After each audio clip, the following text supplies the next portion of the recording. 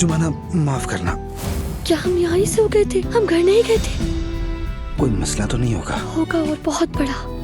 आज रात घर आए ही नहीं है,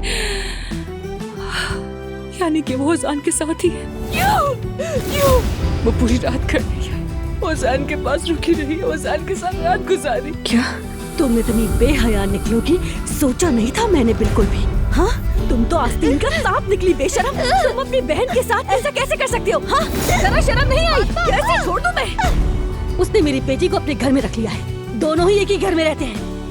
अल्लाह की कसम, अगर मेरे शौहर को ये सब पता चल गया तो कयामत आ जाएगी। मैंने तो कोई गलत काम नहीं किया। उन्होंने मुझे बदकार कहा, बेहया कहा। तुमने कोई गलत काम नहीं किया। अब से मैं किसी को तुम्हें दुख नहीं देने दूंगा मेरी जान। जब हम इस रास्ते पर अकेले हैं तो अब हम एक दूसरे के सब कुछ होंगे। हमें नाउम्मीद करने की ताकत अब से किसी में नहीं रहेगी। अब तुम मेरी बीवी बनोगी, हमें एक होने से कोई नहीं रोक सकता।